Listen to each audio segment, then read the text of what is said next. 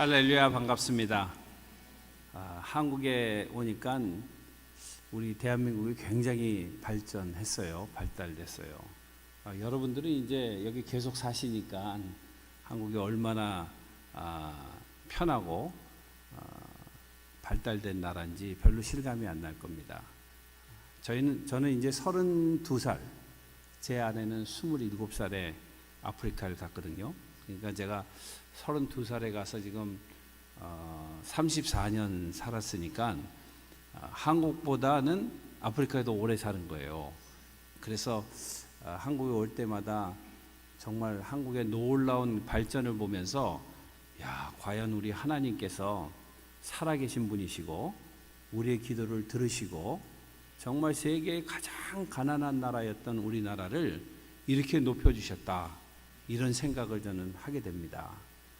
지하철도 65세가 되면 한국은 지공의 나이라고 그래요. 웃는 분은 아시는 거예요. 지하철 공짜. 그래서 지하철을 타면 얼마나 시원한지. 너무 추워요. 저는 냉방도 잘 되고.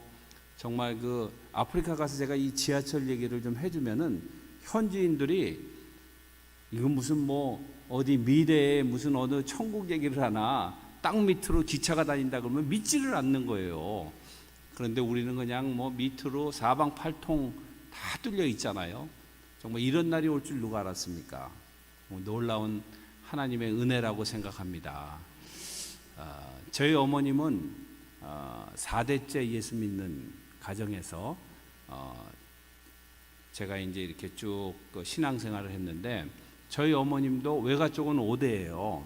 저희 어머님도 95세에 작년에 돌아가셨어요. 근데 저희 어머님이 17살 때 시집 가셔가지고, 그때는 20살 넘으면 노처녀라 그랬대요.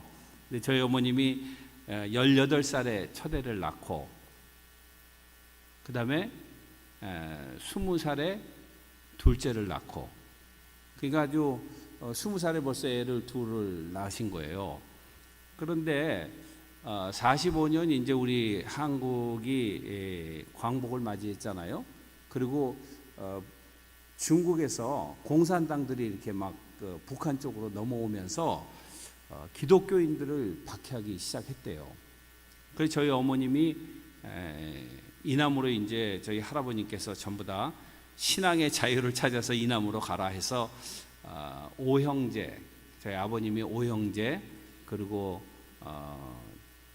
딸이 셋, 그러니까 5남 3녀 8명을 이제 저희 아버님 형제가 8명이었어요.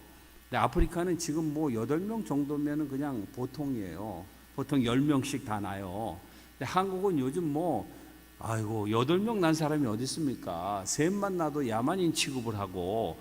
그런데 제가 애가 넷인데, 저도 처음에 아프리카에서는 애가 넷이라 그러면은 저를 이상한 눈으로 봐요. 무슨 문제가 있어서 애를 넷밖에 못 낳나, 그렇게 생각을 하는데, 한국에 오면은 이건 저 야만인처럼 저렇게 애를 많이 낳나, 이게 아주 세상 사는 게 힘들어요. 어디에 맞춰야 될지 모르겠어요. 그런데 저희 아버님이 이북에 계실 때 우리 할아버지님도 장로님이시고, 큰 바바지, 제일 큰 아버지도 장로님이시고, 저희 아버님도 장로님이시고, 또 우리 아버님의 형님도 장로님이시고, 우리 다 장로 집안이에요. 그리고 우리 삼촌들은 6.25 때 전사하셨고, 그래서 다 장로 집안에서 제가 이제 1호로 목사가 된 케이스입니다. 그런데 저희 아버님이 할아버지의 명을 받아가지고 이남에 내려가서 신앙의 자유를 가지고 살아라, 그리고 이남으로 내려오신 거예요. 그런데 노량진에다가 이제 터를 받고 사시다가 이제 6.25 전쟁이 터졌잖아요. 남자들은 다 군대 가고, 저희 어머님이 3살짜리, 1살짜리 둘을 이제 데리고 피난길에 나선 거예요. 그러니 3살짜리가 2살짜리는 없고, 보따리 하나 이고, 그리고 3살짜리 손에 잡고, 이 3살짜리 걸음에 보조에 맞춰서 아장아장 걷는 애를 같이 이제 뒤에서 전쟁이 났다고 하니까 피난을 가는 거예요. 한참 가서 어디까지 가냐면 평택쯤 가셨대. 평택쯤 가셨는데 도저히 배가 고프고 먹을 건 없고, 그래서 어느 집에 이렇게 들어갔는데 어디 언덕에 있는 산에 있는 그 집에 들어가셨대요. 근데 그 집에 둘 부부가 살았는데, 가난한 산골 마을에 둘 부부가 살았는데 자식이 없는 그런 집안이었대요. 그래서 저희 어머님이 그분들한테 큰아들 3살짜리를 맡겨놓고, 내가 도저히 지금 더 이상 배도 고프고 먹을 것도 없어서 다시 노량진까지 갔다가 집에 좀 남은 거 챙겨가지고 올 테니까 우리 애를 좀 맡아주시오. 저희 큰형님이죠, 말하자면. 만약에 내가 오가는 길에 총에 맞거나 포탄에 맞아서 죽으면 당신들이 자식이 없으니까 이 아들을 당신 가지시오. 네? 그렇게 얘기하고 여기까지, 노량진까지 왔다가 돌아갔는데 다행히 안 죽고 어머님이 그 집까지 도달했어요. 가서 보니까 얘가 3살짜리 아이가 엄마 떨어져 있고, 또 전쟁에 뭐 피난하면서 굶주리고 하니까 병이 나가지고 거기서 병이 깊어져서 시름시름 앓다가 며칠 후에 형님이 돌아가 죽은 거예요. 그래서 저희 어머님이 그 집주인에게, 아이고 우리 애기 산에 갔다 묻는데 아저씨 좀 도와줘요. 그래가지고 산에 가서 이게 땅을 파는데, 어린 나이지만 21살, 그때 21살 때 얼마나 어린 나이입니까? 아저씨, 이게 너무 얕게 묻어놓으면 여우가 와서 파먹는다고 하니까 조금만 깊이 파주세요. 깊이 파주세요. 그게 애를 하나 묻고, 그리고 끊임없이 또 내려가는 거예요. 피난을. 1살짜리 등에 업고. 그 한참 내려가서 대구 근처까지 갔대요. 걸어서 대구까지. 그 근처 갔는데 이 애기 등에 업은 애기가 차가워지더래. 그거 이게 무거워지더래, 얘가. 근데 21살짜리 엄마가 겁이 나가지고 얘를 풀어보지를 못하고 죽었을까봐. 그 대구 시내까지 들어가가지고 집에 들어가서 풀어보니까 얘도 또 죽은 거야. 그래서 그 애를 또 거기다 묻고 정신이 나간 거죠, 완전히. 그 어린 나이에 아들 둘 낳아가지고 키우다가 한참 1살, 3살이면 얼마나 애들이 이쁠 때입니까? 제가 요번에 우리 둘째 딸이 애를 낳아가지고 7번째 손주가 나왔어요. 하나님께서 저희한테 생육하고 번성하는 그런 복을 주셨어요. 제가 우리 애들 세례도 우리 애들 다 주고 또 주례도 제가 했는데, 주례할 때마다 생육하고 번성하라, 땅에 충만해라, 하나님이 주신 복이다. 그 주례 설교를 제가 늘 그거를 외쳤어요. 그래서 하나님께서 저희에게 그냥 외치는 대로, 또 우리가 믿는 대로 여호와 하나님께서 그대로 이루어 주시는 분이시라는 거예요. 그래서 7번째가 났는데, 1살 이제 막 태어난 지 얼마 안 됐어요.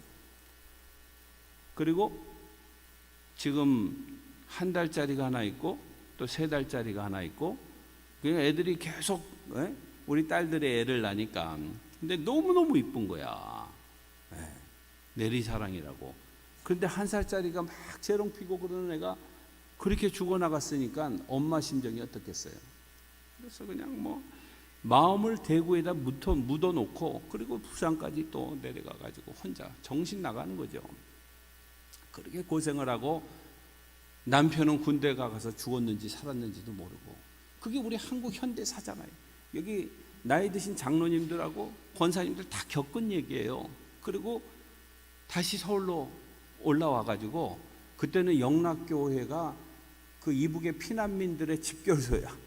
거기서 다시 저희 아버님을 만나가지고 생활을 하는데, 실향민들이니까, 그리고 이북에서 내려온 난민들이잖아요. 난민들이니까 얼마나 가난합니까? 너무 가난하고, 저는 6개월마다 계속 이사하고, 성남시에 가면은 여기 이재명 대통령도 집에 아주 시골에서 여기 와가지고 상대동에서 뭐 살았다. 엄마가 변소 밑에서 화장실에서 돈 받는 일을 하고 이 어린애를 공장에 집어넣고 그런 얘기 하잖아요. 저는 그 이재명보다 5살 위에요. 5년 전에 저기 진출을 해가지고 성남시에도 달나라 별나라라는 데가 있어요. 단대동에서 한참 올라가면, 야, 그러니까 제가 이래봬도 벌써 달나라 별나라 다 다녀온 사람이야. 그래 어렵게 살다가 이사를 어디로 왔냐? 여기 문화 초등학교라고 있었어요. 여기 바로 가까워. 여기서 걸어가는 거리. 1974년도 73년도 4년도에 제가 거기 살았어요. 다대밑방에 밤이 되면은 그냥 빈대들이 얼마나 나오는지 몰라. 그리고 동북중학교 제가 다녔는데 걸어 다니는 거리에 동북중학교 학교 갔다 오면은 가방 던지고 그때 한참 강남을 개발할 때입니다. 그래서 강남에 그 영동 시형 아파트가 연탄불 갈아 넣는 아파트였어요. 1호 아파트, 강남의 1호 아파트야. 거기에 이제 한참 지을 때 노무자들을 대상으로 해서 과일 장사를 했어요. 좌판을 벌려놓고 살아야 되니까 어떻게 하겠어요? 먹을 게 없는데. 그 중부시장에 가서 엿을 떼어다가 엿도 팔고 과일을 팔고, 그때 압구정동 소망교회 그쪽이 전부 다 배밭이었어요. 돌배밭. 돌배를 떼어다가 팔면서 그렇게 연명할 때요. 방학 때는 그냥 거기에 텐트 치고 거기서 자면서 아무것도 없는 허허벌판이었습니다. 강남이. 그렇게 이제 생활을 하면서 지냈는데, 저도 그렇고 저희 어머님도 그렇고 정말 세상 사는 게 얼마나 힘들었겠습니까? 6개월마다 집은 이사 가야 되고, 제가 저 불광동 독박골 희한한 동네가 많습니다. 오늘 찬양도 들어보니까 희한한 찬양들, 처음 들어보는 찬양이 많던데 34년을 나가 있다 와서 그러는지 아니면 이게 특별한 찬양인지, 아이고, 하여간 서울 근교에 하여간 변두리에 희한한 동네 다 이사 다니면서 그렇게 가난한 시절을 보냈는데, 제가 이렇게 지내고 나니까 우리 어머님이 어떻게 그래 가난한 중에도 신앙을 지키고 어떻게 교회를 섬기고 그랬을까, 그런 생각을 하면서, 제가 재정적으로 재산은 물려받은 거 없는데 물려받은 거는 우리 어머님의 기도와 신앙 하나다, 그런 생각을 제가 하면서 아프리카 선교 사역을 하고 있습니다. 어떻게 보면은 정말 우리나라는 너무너무 이런 가난의 질곡의 역사가 그대로 묻어 있는 나라예요. 다 증인들 아니에요, 제가? 정말 증인 아닌 사람은 눈을 감고 주무시는 분도 있을 텐데 증인들은 다 들을 귀가. 그런데 제가 이렇게 보면서 우리가 한평생 예수를 믿는데, 예수 믿으면서 여러분들은 어떤 권세를 가지고 이 세상 살아갑니까? 어떤 권세? 여기에 보면은 예수님께서 이게 마지막 The Last Will of Jesus Christ, 마지막 유언적인 예수 그리스도의 메시지예요. 내가 하늘과 땅의 모든 권세를 아버지로부터 부여받았다. 그 권세라는 말은 에쿠시아, 헬라어로 에쿠시아라는 말을 쓰는데, 옛날에 한국에 에쿠스라는 차 있었잖아요. 에쿠스. 20년 전만 해도 강북의 제일 큰 교회 교인이 9,700명이었는데 에쿠스 타는 사람이 한 사람 있었대. 그 교회 9,700명 가운데 한 사람. 그만큼 이 차가 파워풀하고 좋은 차예요. 에쿠시아란 말은 파워라는 뜻인데, 파워, 힘, 능력이란 말인데, 예수님께서 창조주 하나님, 하늘과 땅의 모든 권세를 가지신 하나님께서, 왕이신 하나님께서 그 권세를 아들 예수 그리스도께 주셨다는 거예요. 그래서 그 권세를 가지시고 예수님께서 이 세상에 사역을 하셨는데, 여러분들, 예수님께서 우리에게 승천하시면서 똑같은 그 에쿠시아를, 그 권세를, 파워를 우리에게 주셨어요. 그러니까 우리가 주님의 이름으로 기도하고 하나님의 성령을 사모하고, 오늘 찬양대 계속 성령 찬양하잖아요. 이 성령이, 예수의 영과 동일한 영이 우리가 기도하는 가운데 그 영이 우리 가운데 들어오면 예수님께서 행하신 일을 우리도 행할 것이고, 베드로가요, 예수님을 배반한 베드로가 그 성령을 받고 평생 3년 동안을 예수님 옆에서 예수님 따라다니면서 예수님의 행하신 기적을 보고, 예수님의 거룩한 공급하심, 오병이어의 기적을 보고 다 보잖아요. 옆에서. 근데 예수님이 승천하고 나서는 그 베드로에게 내가 내 영을 너에게 부어주겠노니, 그래서 산상기도 가고, 감람산 산상기도 하고, 또 마가 다락방 기도하면서 내일 새벽기도 내일 시작한다는데, 기도하는 가운데 이 성령을 받았어요. 성령. 예수의 영과 동일한, 삼위 하나님이 동일한 하나님이신데 그 영을 받고, 진짜 베드로도 예수님께서 행한 일을 그도 행하고, 죽은 사람을 살리고, 안진뱅이를 일으키고, 눈먼 자를 눈뜨게 하고, 이런 역사가 있었잖아요. 이제는 옆에서가 아니고 안에서 역사하시는 예수의 영, 이 영이 우리 약수교의 모든 성도들 안에 임하게 되기를 바라겠습니다. 여러분들요, 이렇게 좋은 예배당을 잘 지어놓고 왕으로 사시는지 종으로 사시는지 거지로 사시는지 제가 알 도리가 없는데, 여러분들 오늘 이후에 여러분들 삶 가운데 왕의 권세를 가지고 왕의 자녀다운 인생을 살게 되기를 바라겠습니다. 여러분들 말이에요, 한번 생각해 보세요. 아무것도 없는 것 같지만은, 베드로가 아무것도 없는 것 같지만은 눈에 보이지 않는 자산, 무형 자산, invisible things, 눈에 보이지 않는 그것을 보면서 사는 것이 사도의 삶이고 우리 믿는 자들의 삶이라 이겁니다. 평생 장로하고 평생 선교사하고 평생 목사하고 평생 권사했는데 교회의 모든 문화에 익숙하고 모든 것이 다 교회에 나오면 좋은 것 같고 하는데, 이 세상 떠날 날 아무런 흔적이 없으면, 아무런 실적이 없으면, 열매가 없으면 그것처럼 정말 억울하고 비참한 일이 어디 있겠어요. 남은 생애 동안에는 여러분들 하나님을 의지하시고 하나님께서 우리에게 주신 그런 놀라운 권세, 파워, 이거 가지고 살게 되기를 바라겠습니다. 저희 어머님은요, 아무것도 저에게 남겨준 게 없어요. 작년 돌아가실 때까지 부천에 조그만 반지하에 사셨어요. 반지하. 제가 우리 집에서 유일하게 대학 나오고 신학대학원 나오고 미국 가서 박사까지 했는데, 이거는 뭐 하나님의 순전한 은혜고 기적이지. 약수동에서 그때 뭐 동호대교도 없어가지고 제3한강교 건너서 말죽거리 78번 타고 말죽거리 거쳐가지고 그까지 이렇게 다녔어요. 지금 가면요, 거기까지 한 10분 15분이면 가는 거리를 1시간 반 2시간 걸려서 이렇게 막 다닐 그 시절이에요. 땅바닥에 자면서. 저 같은 사람이 무슨 뭐 대학을 간다든지 이런 그 호사스러운 일을 생각해 볼 수 있는 그런 처지가 아니었습니다. 어디 미국 가서 박사하기? 아이고, 그 무슨 말도 안 되는 소리지. 그런데요, 어머님이 기도한 그 자녀들은 꿈을 갖게 되고 하나님의 비전을 가지게 되고 영적인 비전을 갖게 되고 사람 살리는 비전을 갖게 되고, 그래서 어머님들의 기도가 놀라운 거예요. 파워풀한 거예요. 내일 새벽기도 작정해 보시라니까요.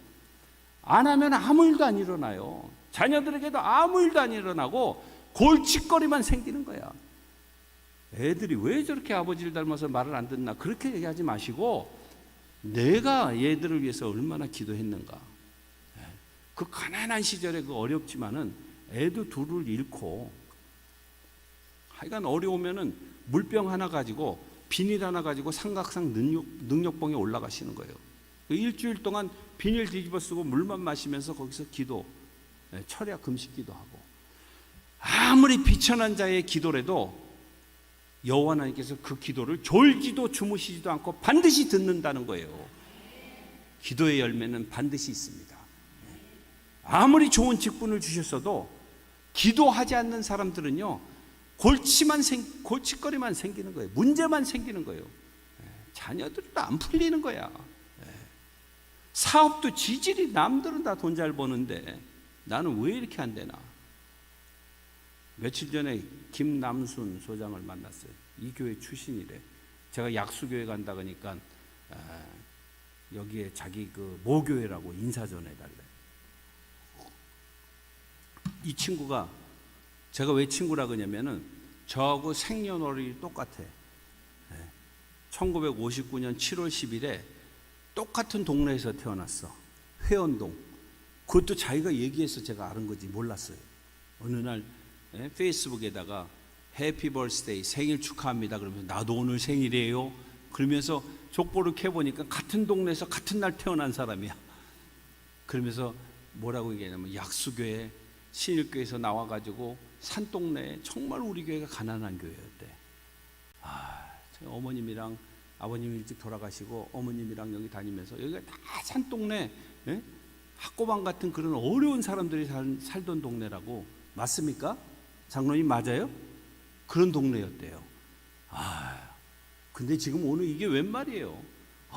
아파트들이 막 이렇게 다 생기고, 아파트가 얼마나 높은지 쳐다보다가 고개가 부러지겠더라고 이게. 와, 세상에, 이거는 한량없는 여호와 하나님께서 우리에게 주신 복이고, 이 산동네 이 가난한 교회에서 여러분들이 들은 기도의 열매고 하나님의 축복이라고 저는 믿습니다. 그런데 제가 그 지하실에 반지하에 살면서 우리 어머님에게, 어머님 한국에 나올 때마다 내가 유일하게 공부한 아들인데 어떻게 해서라도 1층이라도 좀 올라가 보려고 이야기를 꺼내잖아요. 어머님 어떻게 해서든지 반지하를 좀 탈출해 보십시다. 그럼 우리 어머님이 너 모르는 소리 하지 말라오. 이 반지하가 얼마나 좋은지 아냐? 여기는 겨울에는 시원하고 여름에는 시원하고 겨울에는 따뜻하고 이 반지하에 사는 게 나는 너무 행복하다. 맨날 이 월세 다니다가 그 당시에 4,500만 원인가 주고 반지하 집을 부천에 샀는데 반지하 예찬론자야. 근데 제가 그 마음을 알죠. 선교하는 아들이 1층으로 올리려면 돈을 몇 천만 원을 또 어디서 끌어요? 그러니까 그냥 자족하고 사시는 거야. 주를 위해서 일하는 게 더 중요하지 내가 1층 올라가는 게 더 중요한 게 아니다. 이거를 은근히 얘기하시는 거예요. 그러니까 저는 불효자지. 선교사들은, 목사들은 불효자들입니다. 그래서 저희 어머님에게 그냥 또 꿀꺽 생기고 또 가고 이렇게 오고 가다가 결국은 천국을 가셨는데, 그런데 그렇게 어려운 환경에 야간고등학교 다니고, 제가 뭐 중3 때 과일 장사했으니까 공부를 했겠어요. 그러니까 야간고등학교 다니면서 그렇게 어려운 시절을 보냈는데, 그런 모든 어려운 과정을 다 지냈지만 여호와 하나님께서는 우리 어머님의 기도를 기억하시고, 제가 늦가기로 26살에 대학을 들어갔는데 대학 들어갈 수 있도록 은혜 주시고, 또 졸업하자 바로 장신대에 들어갈 수 있도록 또 은혜를 주시고, 그 이후에 여호와 하나님께서 기도를 이루어 주시는 것을 제가 간증합니다. 그래서 지금까지 살면서요, 하나님께서 저에게 주신 그 무형자산, 저는 뭐 번듯한 뭐 이런 게 없더라도 저기에 많이 있어요. 저기에 많이 있기 때문에 여러분들, 우리 약수교회 이 교인들도 항상 저기를 쳐다봐야 돼. 저 위를. 여기만 쳐다보면 소망이 없대도요, 위를 쳐다보고 하나님께 아뢰고, 하나님 좀 풀어주시라고, 우리 자녀들 좀 이뻐해 주세요. 그러면서 여러분들 기도하면 그 기도가 여호와 하나님께 상달될 줄로 믿습니다. 시편 139편에 보면 여호와 하나님께서, 다윗이 자기 인생 말년에 쓴 시거든요. 언제 다윗이 일어나고 언제 눕고 언제 앉고 이런 걸 하나님께서 1초도 놓치지 않고 다 지켜보신다는 거예요. 여러분들 여기 와 앉아 있는 것도 다 여호와 하나님께서 다 보고 계신 거예요. 안 온 사람들도 다 보고 계신 거예요. 자, 그러면은 이제 어떻게 하나님께서 아프리카에서 이 무지랭이 같은 가난한 이 소년을 통해서 선교의 비전을 주시고, 그 선교의 비전을 따라서 무슨 일을 어떻게 행하셨는가? 약수교에서 저희한테 늘 이렇게 귀한 헌금을 해주세요. 거금 10만 달러를 매번 이렇게 보내주셔가지고, 예?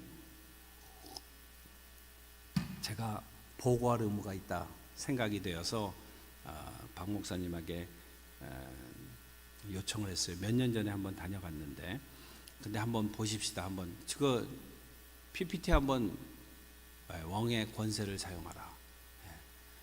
우리는 왕의 자녀이기 때문에 왕의 파워, 권세를 사용할 수 있는 권한이 있어요.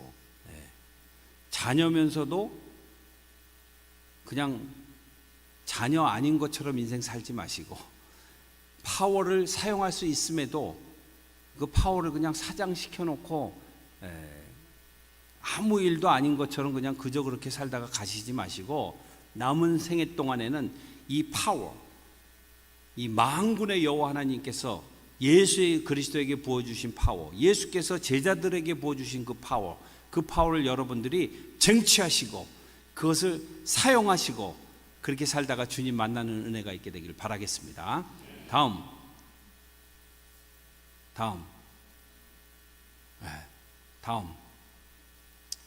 자, 선교에 있어서 제일 중요한 거는 뭐예요?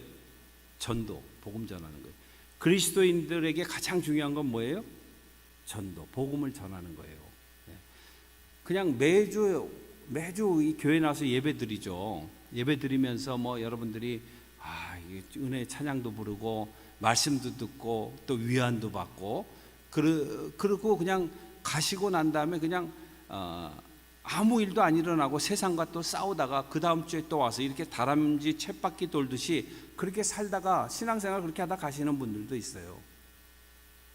그런데 우리 약수교회 식구들은 이 단계를 좀 뛰어넘어서 하나님의 복음을 전하는 그런 일꾼으로 살게 되기를 바라겠습니다. 저는 지난 34년 동안 제가 헤아져 보니까 지금 쫙 전어를 써놓은 걸 보니까 케냐, 이디오피아, 우간다, 부룬디, 루안다, 소말리아, 소말리랜드, 에리트리아, 이게 아프리카 동부 쪽에 있는 주로 나라들이에요. 그런 나라들에 341차례 전도행을 했더라고요. 별로 실감이 안 나시는 거예요. 341차례. 어떨 때는 6주간 텐트 가지고 나가기도 하고. 젊은 시절에 지금 연역을 쫙 정리하다 보니까 젊은 시절에는 집에 거의 없었더라고. 그러니까 지금 지나고 나니까 후회되는 건 있어요. 애들하고 좀 스펜타임 했어야, 저 시간을 보냈어야 되는데 나 이거 뭐 미친 듯이 나가다닌다고. 자, 다음. 가서 제자 삼기 위해서는 부모, 친척, 아비집을 떠나는 거죠. 일단 문화의 경계를 뛰어넘는 거예요. 이거 뭐 선교와 강의하려면 한 학기 해야 돼. 이거 우리가 지금 교회 문화에 익숙하고 한국 문화에 익숙하고 텔레비전 트로트에 익숙해지고 뭐 하여간 여러분들이 다 익숙한 거 많잖아요. 뭐 먹방, 냉장고를 부탁해, 뭐 별 희한한 프로그램이 많더라고. 그 어떤 목사님이 설교에서 관심 있어서 한번 봤더니 뭐 사람 하나 앉혀놓고 뭐 냉장고 속에서 별 요리를 다 만들고 사람들이 대리만족하는 것 같아. 그거 보고 아이고, 자기를 위해서 해주는 사람 아무도 없는데 거기다 시간을 1시간씩 갔다가 매주 갔다가 마치는 거야. 아유, 말씀은 다 저리 가고. 왜 빨리 돌려요? 익숙한 환경, 여러분들 이렇게 좋은 환경, 이게 다 뛰어넘는 거예요. 저는 이런 환경을 뛰어넘어서 34년 전 아프리카 가가지고 처음으로 간 게 광야예요. 광야. 이런 현지 원주민들이 사는 광야에 가서 거기서 이제 새로운 문화, 새로운 환경에 적응하면서, 제 아내는 27살에 대치동 여자예요. 대치동, 유명한 그 대치동. 근데 대치동에서, 저는 삼양동 출신이야. 그러니까 저는 조금 더 덜한데 저기는 문화 충격이 더 심했을 거예요. 갑자기 그냥 전기도 없는 광야에 가가지고 아프리카 도착하자마자 호롱을 켜고 3년을 살아야 되니까 거기서 3년을 살았어. 그러면서 3년 동안 어마어마한 여호와 하나님의 보호하심과 공급하심과 하나님의 창조의 놀라운 은혜와 이런 것들을 다 광야에서 가르치신 거예요. 저같이 현장 학습에 이렇게 받은 사람이 드물어요. 다음. 그래서 제가 그 341차례 복음 증거하러 다니는데, 이거는 90%가 모슬렘 신자들이 있는 케냐 해안 쪽이에요. 저희 가서 저 빵똥 모자 같은 거 쓴 사람이, 저 사람이 한 사람 예수님 영접하니까 첫째 부인, 둘째 부인, 셋째 부인, 넷째 부인, 애들이 한 20여 명 되는데 한 고구마 줄기 따라오듯이 전부 다 예수님 믿는 거야. 교회에 나오는 거예요. 근데 성령의 역사죠. 1999년도 저 마을을 다니면서 복음을 전했는데, 정말 여호와 하나님의 성령의 능력은 놀랍고 놀랍다. 우리가 그거를 그냥 뭐 있기는 있는데 나하고 관계없다 그러고 외면해서 그렇지, 그 능력을 사용하기만 하면은 정말 폭발적인 일이 약수교회 안에도 일어나게 될 줄로 믿어요. 우리 가정에도 일어나게 되고. 그래서 26년 동안 저기를 다니면서요, 뭐 미국에서 온 학생들 데리고, 대학생들 데리고, 요즘 K-팝 데몬 뭐 어쩌고 저쩌고 있지, 거기 중앙에 노래하는 애, 걔가 아든 초인데, 얘도 이 미션은 우리 와서 다 6주 동안 훈련받고 간 애들이야. 지금 헐리우드에 가서 떴어요. 미스 시카고 출신인데. 얘네들 데리고 전도여행을 다니는데, 저 모슬렘 디고 부족은요 90% 이상이 모슬렘들이에요. 얼마나 기독교를 박해하는지 모릅니다. 근데 모슬렘의 영보다, 이슬람의 영보다, 모슬렘 교도들보다 예수의 영이 더 강한 영입니다. 예수의 영이 이기는 거예요. 저기 다니면서 복음 전하는데, 지금 저 지역의 남부 지역에만 교회가 55개가 개척됐어요. 이 약수교회 출신들은 간이 커가지고 별로 놀라지를 않네. 말라리아, 콜레라, 장티푸스, 뭐 어떨 때 보면 막 애들이 막 널브러져가지고 전도여행 와가지고. 왜 그러냐면 제가 병을 올리려는 게 아니고, 현지 애들이 수백 명들이 모이는데 가서 막 덥석덥석 안아주고, 걔네들 뭐 사역하면서 BBS, 그러니까 여름 성경학과 하면서 애들하고 막 뒤근거리거든요. 그러니까 병이 오르는 거야. 그래도 지금까지 1000명 이상이 와서 훈련받고 갔는데 한 사람도 죽은 사람은 없어요. 사고도 많이 났지만, 질병에도 많이 걸렸지만 다 과정입니다. 근데 하나님의 교회가 세워지고 거기에 놀라운 영적 부흥이 일어나고. 다음. 이거는 그 포컷 아주 원시 부족인데, 이런 얘기 다 하자 그러면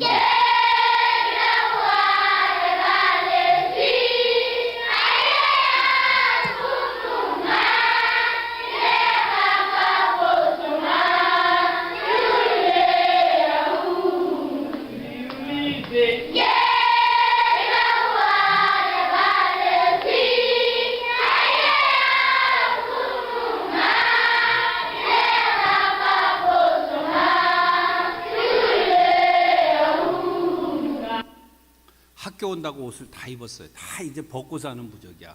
이 부족은요, 우리가 들으면 웃어. 이 기우제를 드리잖아요. 기우제. 비가 오도록. 그러면 흑소나 흑염소를 잡아가지고 엘곤산이라고 이 포커 광야 평야에서 제일 높은 산, 3000고지 정도 되는 산인데, 그 꼭대기에 올라가서 제사를 드려요. 자기네들이 제사를 드리면 자기네 신 이름이 톨로렛이야. 톨로렛 신이 그 제물을 흠양하고 제사를 받아 먹고 큰 새에게 명령을 하는 거야. 그러면 그 새가 날아가 가지고 어마어마하게 큰 호수에가 풍덩 들어갔다가 물을 날개에다가 다 품고 높이 올라가서 날갯짓을 하면은 그게 비로 내려온다. 그렇게 믿는 거예요. 뭐 우리가 과학적으로 구름이 어쩌고 저쩌고 하는 거는 참 웃기는 소리 하지 말아라. 비는 톨로의 신이 보내는 건데, 톨로의 신이 부리는 저 거대한 이 새가 그 명령을 받자와서 물을 날라다가 이렇게 하는 거예요. 이런 사람들한테 가서 복음을 전하려 그러면은 예수님이 어쩌고 뭐 삼위 하나님이 어쩌고 잘 먹히겠어요? 안 먹히겠어요? 잘못하면 맞아 죽지. 근데 저 지역을 다니면서 우리 목사님도 그 동안교회 출신인데, 동안교회 선교팀들 요즘 그 누구야, 그 김창옥이, 걔도 다 여기 가서 훈련받고 갔어요. 김창옥이 그런 친구들도 아프리카 와서 단기 선교 훈련받고, 김동호 목사님도 이 부족에 나랑 같이 가고, 가가지고 이 부족에 아주 복음의 박토야. 아무것도 없는데 복음의 씨는 생명의 씨고, 복음의 씨앗이 떨어지면은 반드시 열매를 맺게 되고, 생명의 구원의 역사는 반드시 일어나는 거예요. 그래서 그 부족에게 가서 복음을 전하기 시작하고, 자동차가요 2번이나 뒤집어지고, 한 번 뒤집어지고 한 번은 유실돼 가지고 떠내려가고, 그럴 때마다 우리 선교사님, 미국에서 온 여자 선교사님이 아들은 변호사고 딸은 의사고, 어머님, 남편 장로님 돌아가신 다음에 이분이 나는 아프리카 가가지고 아프리카 선교하겠다고. 어머님, 우리가 다 잘 모실게요. 아틀란타에 좋은 집 다 어머님 모실게요. 거길 왜 갑니까? 나는 나의 사명이 있다. 권사님 정도 되면 그 정도 영적인 그 강단이 있어야 된다고 봐요. 그래서 55살에 이분이 아프리카 와가지고 그 현지인들 40도 넘어가는 그 흙집에 살면서 모기, 말라리아가 너무 심해요. 말라리아도 여러 차례 걸렸어요. 그분이 1인용 텐트 쫙 피면 꼭 관처럼 생겼어. 관. 앉을 수가 없어요. 눕기만 하는데. 그런데 살면서 저 애들을 보듬고 사랑하고 기도하고, 그래서 학교가 생겨나고, 지금 저 학교에 애들이 아무것도, 교육 시스템이라는 건 제로, 아무것도 없는 지역에 학생들이 유년 학생들부터 고등학교까지 700명 애들이 교육을 받는 거예요. 700명 아이들이. 그러면서 마을이 통짜로 바뀌는 거예요. 복음화 되는 거예요. 이게 성령의 능력이고 예수 그리스도의 파워다. 이걸 저는 믿습니다. 아무것도 없는 것 같고 가난하고 부족, 아무것도 정말 무지랭이 같지만 여호와 하나님께서 은혜 주시고 하나님의 무용 자산을 갖다 쓰고, 제가 큰 위기를 만날 때마다, 자동차가 뒤집어지고 떠내려가고 말라리아 병에 걸리고 그럴 때마다 항상 제가 외치는 영적인 전쟁이 있었어. 마귀야, 너는 상대를 잘못 골랐다. 저를 한번 따라해 보세요. 마귀야, 너는 상대를 잘못 골랐다. 여러분들 집안에 무슨 자녀들 문제, 사업 문제, 무슨 문제, 걸림돌이 있을 때마다 이걸 외치세요. 마귀야, 너는 상대를 잘못 골랐다. 반드시 이긴다. 예수가 이긴다. 하나님의 성령의 능력으로 넘어간다. 약수교회도요, 이 상태가 아니고 더 큰 일을 할 수 있는 놀라운 은혜, 권세를 여러분들이 가졌다는 겁니다. 무형자산을 갖다 좀 사용하세요. 맨날 헉헉대면 안 되죠. 다음, 저 포콘마을에도 교회가 13개가 생겼어요. 벌써.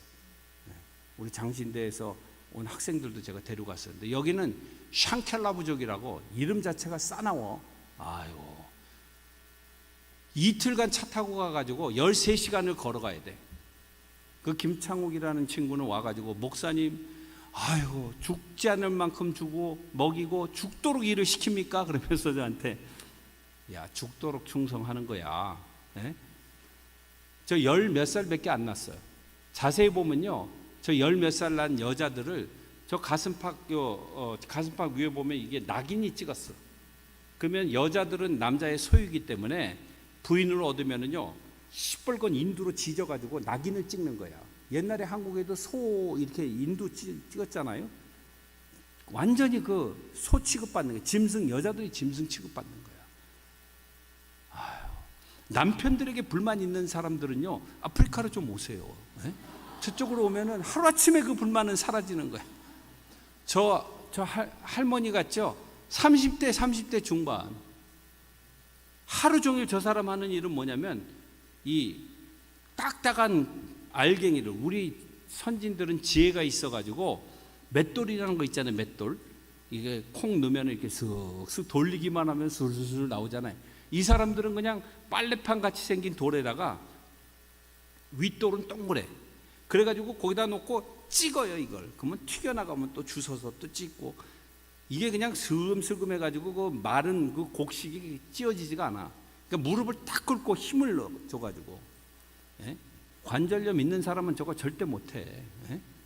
무릎 힘이 있어야 돼. 그냥 하루 종일 가는 거야. 12명 먹여야 되니까 자식이. 그리고 저거 갈고 나면은 계곡에 내려가가지고 물 길어와야 돼. 나무 해와야 돼. 여자의 일생이 피곤한 거야. 아유, 그런데도 저기서 사람들이 살아내더라고. 51%가 모슬렘들이 사는 동네. 예수가 무슨 과자 이름인지 무슨 상품 이름인지도 모르는 그 동네. 올라가니까 경치는 좋더라고. 청나일강, 나일강이 휘돌아서 쫙 돌아가는 나일강 꼭대기에 있는 그런 마을이야. 저기를 2박 3일 차 타고, 그리고 13시간 동안 운전이 아니고 행군해가지고 산을 넘고 올라가서 700명 되는 마을에 복음을 전하기 시작하는 거예요. 복음의 씨는 생명의 씨입니다. 떨어지면 생명의 열매가 열리는 거예요. 예? 여러분들 복음의 씨를요 자꾸 심으셔야 돼. 이웃에도 심고. 가만히 있으면 아무것도 안 일어나. 옆집 할머니 노인정에도 가시고 뭐 하여간 가셔가지고 자꾸 죽기 전에 예수 믿으라고 얘기하시고 그러셔야 돼요. 저 지역에 교회가 하나 생겨나고, 지금은 교회가 20개가 생겼어요. 저 지역에. 너무너무 기특해가지고 저쪽 출신의 한 명을 장신대 지금 석박사 과정에 제가 금년 초에 입학을 시켰어요. 정말 너무너무 박해받던 친구인데 예수 믿는다고 그래도 하나님께서 지키시고 좋은 일꾼으로 삼으시고. 다음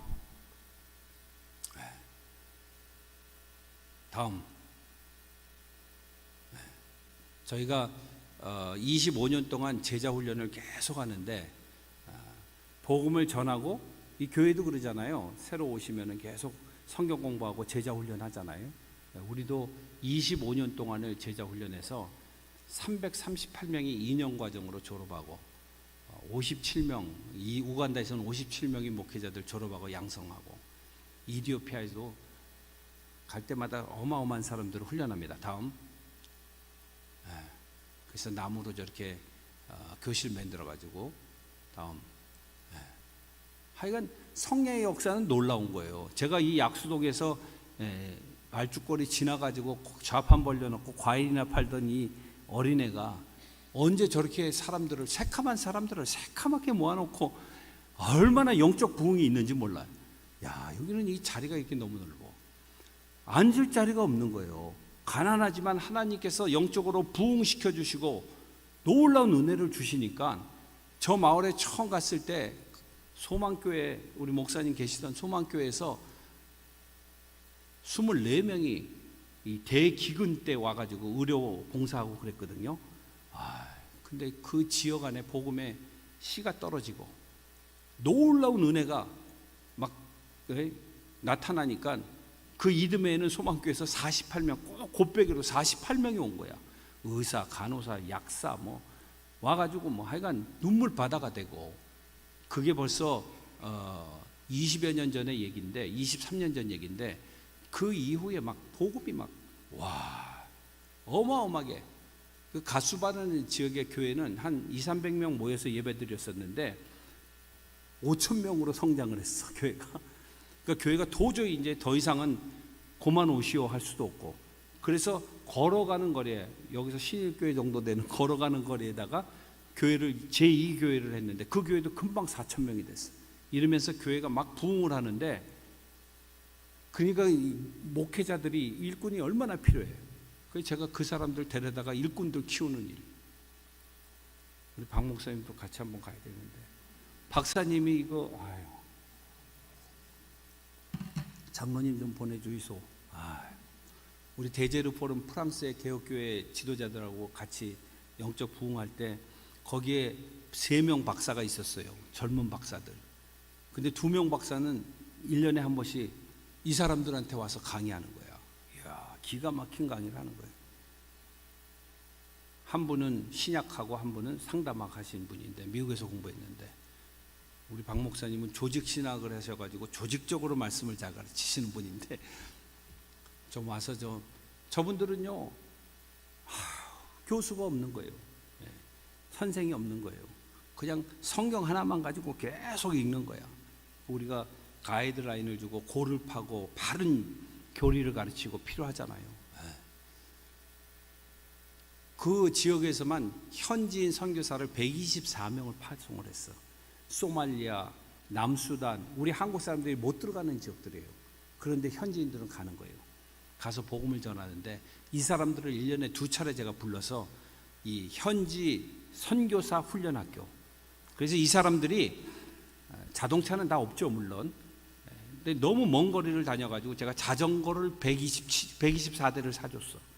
1인당 하나씩 자전거 타고 다니면서 이 마을 저 마을, 이 집 저 집 다니면서 복음 전하고, 재밌습니다. 생명의 씨앗들이 막 자라나는 거예요. 다음, 이 목회자 훈련, 이거 3년 전인데 목회자 훈련을 계속 이번 2월 달에 또 가요. 10월 달에도 또 가요. 10월에도 가고 2월에도 가고, 계속해서 역동적으로 하나님의 복음의 씨를 뿌리고 사람들을 먹이고 복음이 편만하게 증거되도록 하는 사역이 선교 사역이고 그리스도인의 사명이라고 생각합니다. 저 나무 밑에서 너무 더운 거예요. 양철 지붕에. 이런 공간이 하나 있으면 얼마나 좋아. 1000명은 훈련시킬 수 있겠네. 위에는 다 양철이니까 뜨겁잖아요. 근데 그 에티오피아는 외국에서 이런 구호 사역으로 쌀이나 옥수수 이런 거를 안 보내주면은 1000만 명이 굶어요. 1000만 명이. 지금 1억 3천 중에서 풍년이 들으면은 1000만 명 정도가 식량이 부족하대. 흉년이 들면은 말할 것도 없어. 수천만 명이. 그러니까 거기서 구호품으로 오면은 이런 마대자루가 있잖아요. 그거 다 나눠주고 마대자루를 찢어가지고 저 비닐 보이잖아요. 그걸로 이렇게 천장 실링을 하는 거예요. 천장을 만드는 거예요. 근데 오래되면 이게 삭어. 그 너무 뜨거워가지고 도저히 제가 숨을 못 쉬겠어요.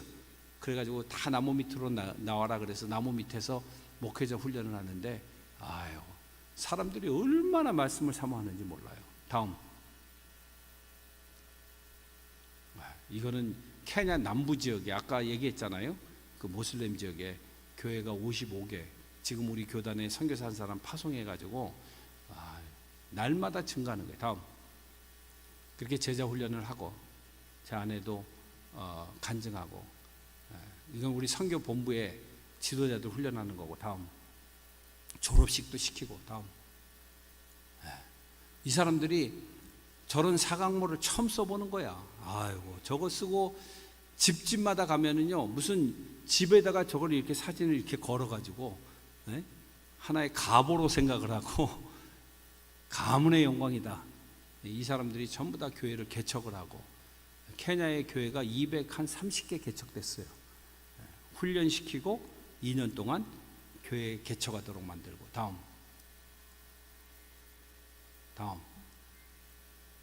이런 교회들이. 다음, 여전도 회원들이 날연보, 우리 한국에도 옛날에 날연보 했잖아요. 돈이 없으니까 헌금할 돈은 없고, 그러니까 시간을 연보했어. 저희 어머님도 회원동사 할 때 일주일에 이틀을 연보하셨어요. 제가 태어날 때 그랬대. 간증이 이틀을 연보하니까 이틀 동안 이제 교회 가서 이제 이 돌도 날르고 이 건축자재 날르는 거예요. 그러면 저는 배가 고파요, 안 고파요? 당연히 배가 고프지. 제가 아무리 선교사의 후보생이라도 아기 때, 갓난아기 때 안 먹고 살 재간이 없어. 그러면은 제가 막 울어요. 그러면 옆집에 혜미 엄마가 우리 옆집 그 사람인데 그분이 자기 젖을 물리는 거야.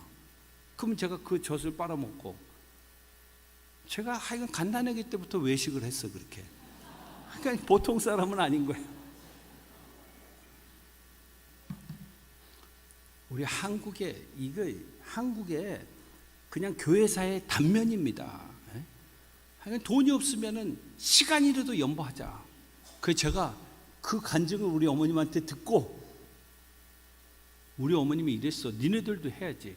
그래서 저 여전도 회원들이 교회 나와가지고 저 돌을 다 이어가지고 건축 현장에, 그리고 심리를 가가지고 물을 떠야 돼. 물을 이거를 갖다가 이 제리칸 20kg야 20kg 하나가. 그걸 머리에다 이고, 야 기술도 좋아.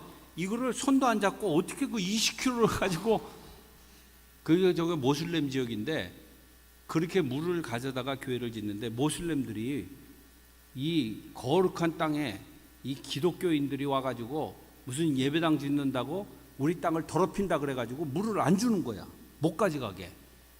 그래서 제가 교회를 졌겠어요, 못 졌겠어요? 못 졌으면 이런 얘기도 안 하지. 차를 하나 내려보내가지고, 저게 탄자니아 국경 쪽이야. 탄자니아까지 국경까지 가서 물을 떠다가 교회를 예배당을 지었어요. 다음, 그 교회가 이 교회야. 대구에 큰 교회도 아니야. 이렇게 큰 교회도 아니야. 대구에 있는 작은 교회가 우리도 예배당 하나 짓는다 그래가지고 2천만 원 보내가지고 이 예배당을 지은 거예요. 이게 모교회가 돼서 지금 55개 교회로 늘어났다니까.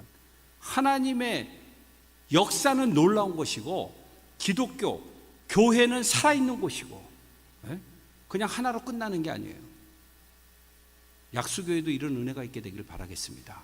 열방 가운데 만방 가운데 만인에게 복음을 증거하는 그런 귀한 교회로 쓰임받게 되기를 바라겠습니다. 다음, 이거는 우리 그 천세종, 우리 목사님이랑 같이 프랑스의 그 개혁교회 지도자들이랑 같이 미팅했는데, 천세종 목사라고, 그분도 신약학 박사야. 교회가요, 자기네 교회가 없어요. 그 계명대학교에다가 방 하나 빌려서 예배 드리는데, 목사님, 우리 교회는 비록 없지만 우리가 전도행 여기 갔다가 이분이 흙집에서 1,500명이 빽빽하게 모여가지고 너무너무 더운 거야. 숨도 못 쉬겠어. 거기서 예배 드리는데 막 땀이 막 삐질삐질 나죠. 근데 이거 우리가 이 예배당 짓는데 우리가 좀 하면 안 되냐? 왜 안 되냐? 3,500만 원을 보냈어.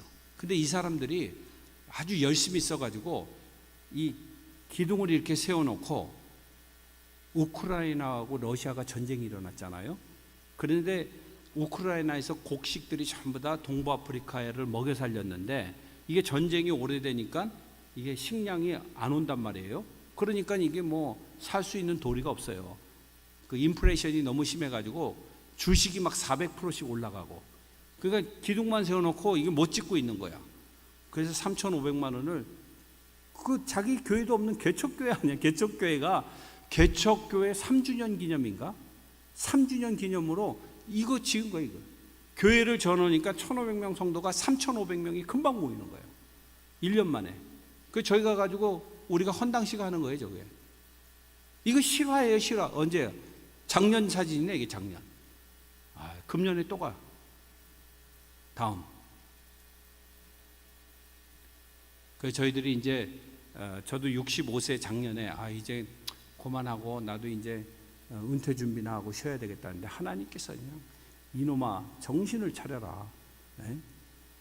너는 아직 아브라함에 비하면 아직 자식도 못 난 나이에 뭐 65세에 무슨, 아브라함은 75세에 자기 본토 친척 떠나가지고 새 나라를 이루는데 헌신하고 갔는데, 그 제가 하나님 앞에 회개하고 다시 비전을 가지고 신학교를 지금 케냐에 2개, 그리고 에티오피아에 2개, 이 비전을 가지고 기도하기 시작했어요.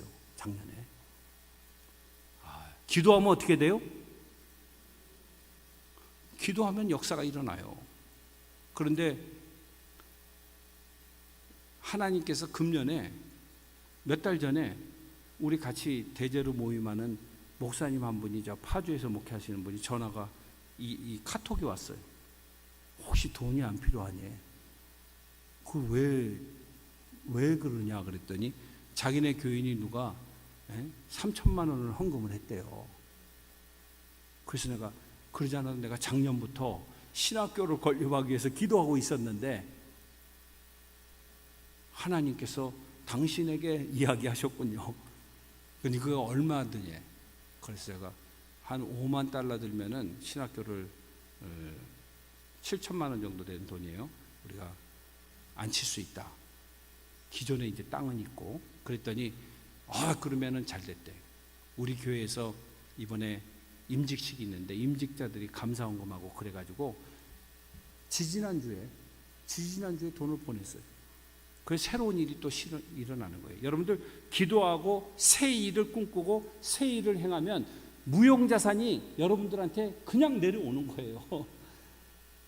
그런 거 한 번도 못 써봤어요? 은행 그것만 보고 맨날 계세요? 네. 통장 없는 은행을 보세요. 네? 통장 없는 그 은행 자산을 여러분들이 활용해서 쓸 수 있는 그런 권세를 여러분들이 가졌다. 왕의 자녀의 권세가 여러분들에게 있다. 이걸 명심하게 되기를 바라겠습니다. 그래서 이디오피아는 지금 한 명은 장신데 북부에서 온 친구, 한 명은 아신데 지금 두 사람이 박사과정 공부하는 거예요. 두 사람이. 이 사람들이 돌아가면은 또 좋은 일꾼으로. 지금 저 케냐 북부 얄릴베이는 우리 미국에 공부하고 박사까지 공부한 우리 미션에서 공부시킨 친구가 벌써 신학교 시작했어요. 다음. 학교도 멋있잖아요. 다 흙으로 흙집이야 저게 사실은. 우리 돈 많이 안 쓰고 흙으로 지었지만은 저렇게 정기적으로 페인트를 예쁘게 노란색으로. 다음. 이건 북쪽 마을. 다음. 하여간 끊임이 없는 거예요. 다음. 자, 이거 한번 읽고 마치겠습니다. 왕의 자녀의 권세를 사용하자. 시작.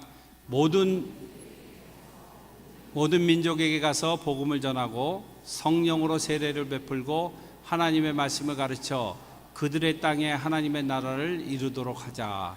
네. 우리 약수교회는 정말 하나님의 뜻에 합한 교회가 되기를 바라겠습니다. 생명 살리는 일에 여러분들이 가지고 있는 시간과 에너지와 그리고 여러분들이 기도를 쌓고 그리고 많은 사람 살리는 그런 귀한 교회 되기를 바라겠습니다. 우리가 아무것도 없다는 것은요, 더 많은 가능성이 있다는 거예요. 여호와 하나님께서 얼마든지 여러분들 자녀들과 교회에게 부어주시는 은혜를 가지고 사명을 잘 감당하는 교회 되기를 바라겠습니다. 기도하겠습니다. 하나님 아버지 감사합니다. 우리를 택하여 주신 것만 해도 감사한데 하나님의 일꾼으로 삼아주시고 또 평생 주를 섬기게 하여 주시고 영원한 하나님의 나라 천국을 대망하고 살게 하시니 감사를 드립니다. 약수교회가 이전에 행한 것보다 이후에 행할 일들에 하나님께서 축복하여 주시고 하나님 나라에 있는 무용자산을 마음껏 사용하는 왕의 자녀의 권세를 가지고 사는 그러한 귀한 교회 교인들 되게 하여 주옵소서. 감사드리고 예수 그리스도 이름으로 기도드리옵나이다.